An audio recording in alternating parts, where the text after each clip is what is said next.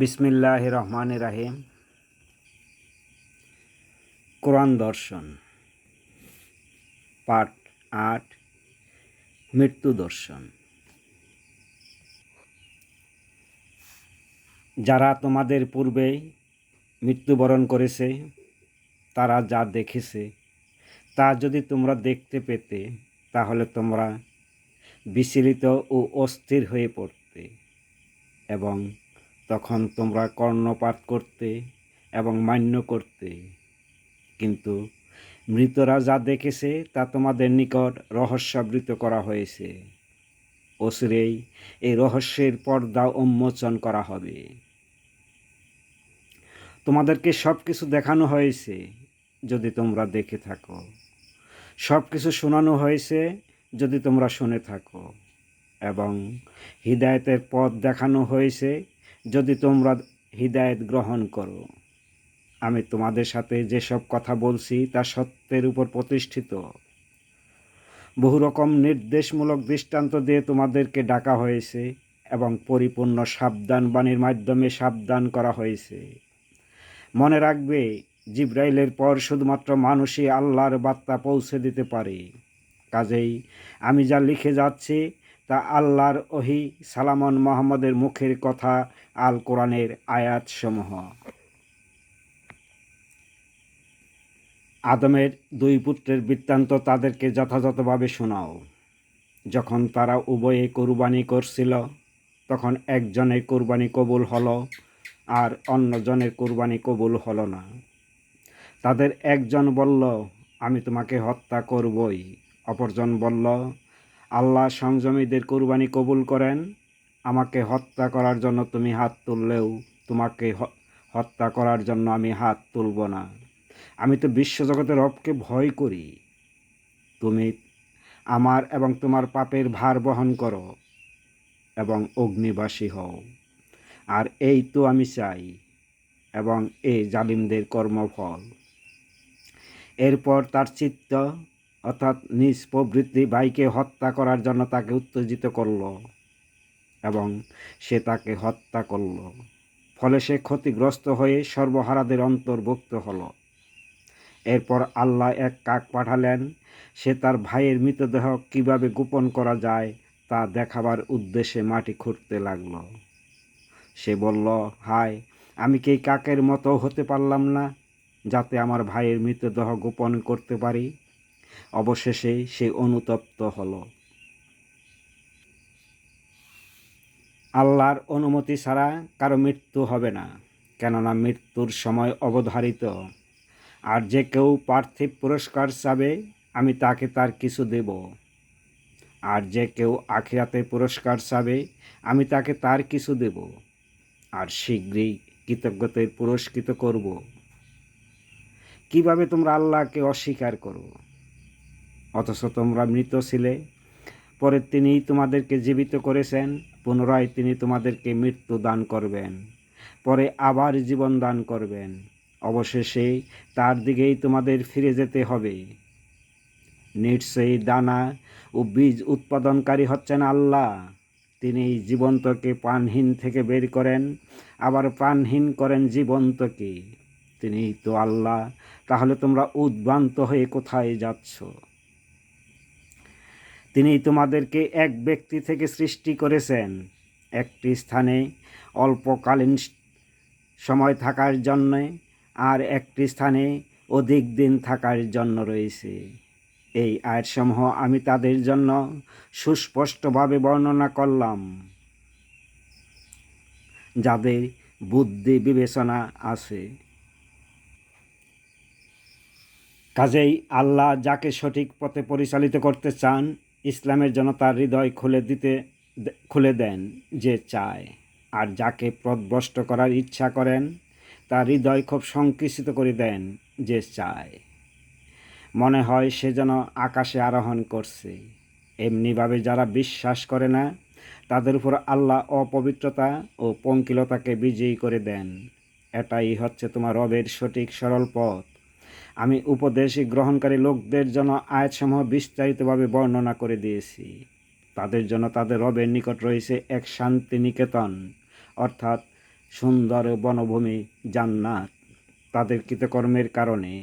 তিনিই হচ্ছেন তাদের অভিভাবক।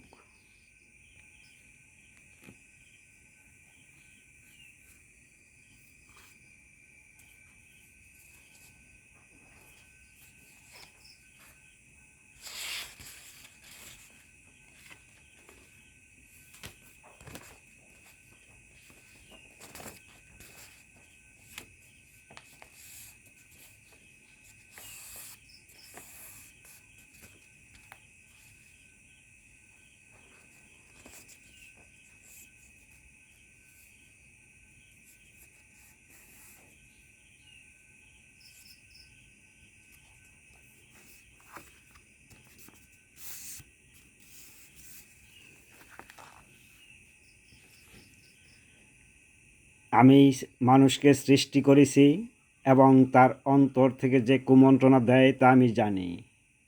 আমি তার গাড়ির শাহরগ অপেক্ষাও নিকটবর্তী। স্মরণ রেখো, দুই ফেরেশতা তার ডানে ও বামে বসে তার কর্ম লিখে।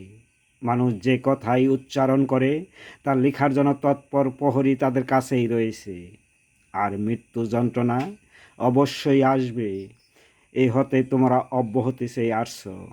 তোমরা যেখানেই থাকো না কেন, মৃত্যু তোমাদের নাগালেই, এমনকি সুউচ্চ সুদূর দুর্গে অবস্থান করলেও। বলো, মৃত্যুর ফেরেশতা তোমাদের প্রাণ হরণ করবে, অবশেষে তোমরা তোমাদের রবের নিকট ফিরে আসবে। যদি তুমি দেখতে, অপরাধীরা তাদের রবের সম্মুখে অধবদন হয়ে বলবে, হে রব, আমরা দেখছি ও শুনেছি, আমাদেরকে পৃথিবীতে প্রেরণ করো, আমরা সৎ কাজ করব, নিশ্চয়ই আমরা দৃঢ় বিশ্বাসী হব।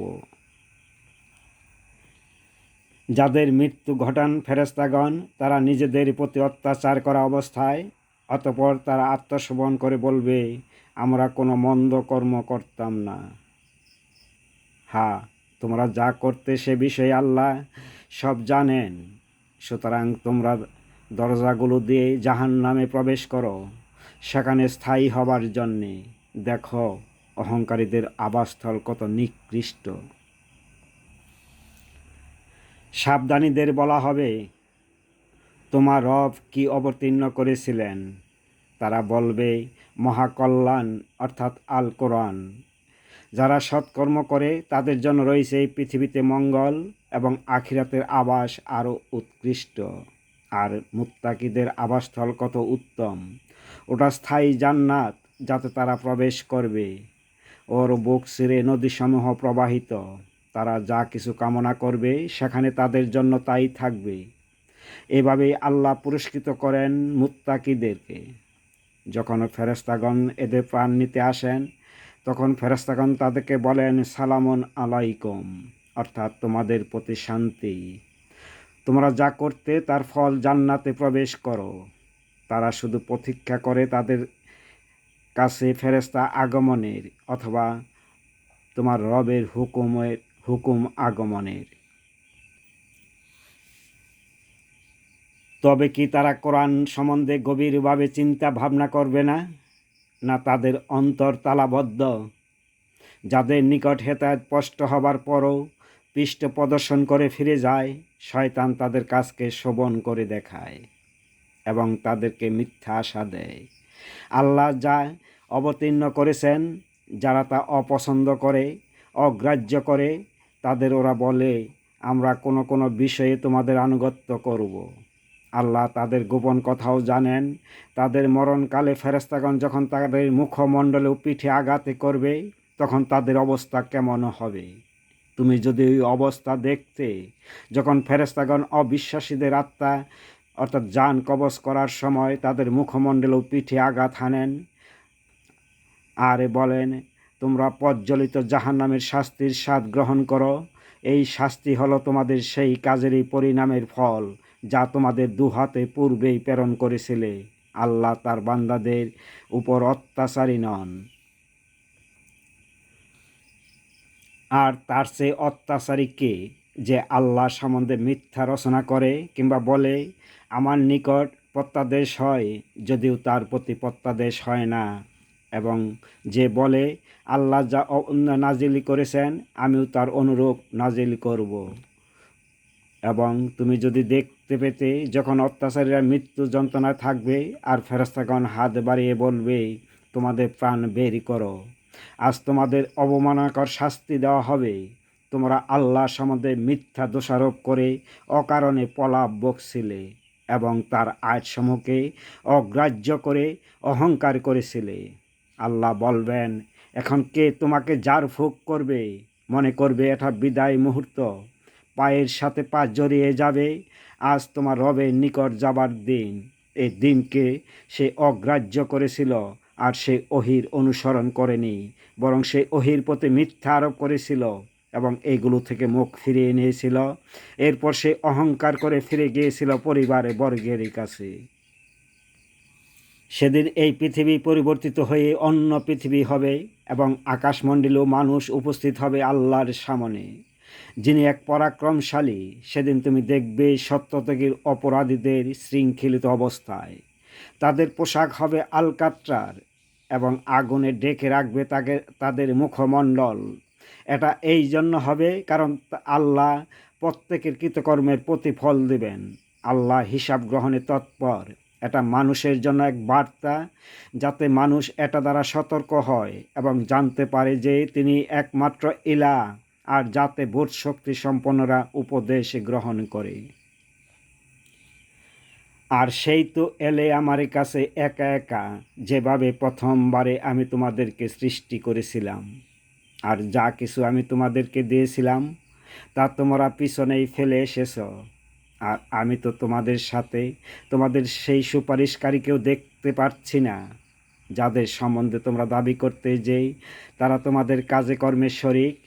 বাস্তবে কি তোমাদের পরস্পরের সম্পর্ক তো বিচ্ছিন্ন হয়ে গেছে, আর তোমরা যা কিছু ধারণা করতে তা সবই আজ ভ্রান্ত প্রমাণিত হয়েছে। আর সেদিন আল্লাহ তাদের সকলকে একত্রিত করবেন। সেদিন তিনি বলবেন, হে জিন জাতি, তোমরা তো মানব জাতির মধ্যে অনেককে পথভ্রষ্ট করে নিজেদের অনুগত করে নিয়েছিলে। আর মানব জাতির মধ্যে তাদের বন্ধুরা বলবে, আমরা একে অপরের দ্বারা অনেক উপকৃত হয়েছি এবং আমরা সেই নির্ধারিত সময় উপস্থিত হয়েছি যা তুমি আমাদের জন্য নির্দিষ্ট করে রেখেছিলে। তখন আল্লাহ জিন ও মানব জাতিকে বলবেন, জাহান্নামই হচ্ছে তোমাদের বাসস্থান, সেখানে তোমরা চিরদিন থাকবে। তবে আল্লাহ যাদেরকে চাইবেন তারাই তা থেকে মুক্তি পেতে পারে। তোমাদের রব অতিশয় কুশলী এবং অত্যন্ত জ্ঞানী। এমনিভাবেই আমি সত্যত্যাগীদেরকে তাদের কৃতকর্মের ফলে পরস্পরের উপর পরস্পরকে প্রভাবশালী ও কর্তৃত্বশালী বানিয়ে দেই। হে জিন ও মানব জাতি, তোমাদের কাছে কি তোমাদের মধ্য থেকেই বার্তাবাহক আসেনি, যারা তোমাদের কাছে আমার আয়াতসমূহ বর্ণনা করত আর আজকের দিনে তোমাদের উপস্থিত হওয়ার ভয় দেখাতো? তারা বলবে, হ্যাঁ এসেছিল, আমরাই আমাদের বিরুদ্ধে সাক্ষী দিচ্ছি।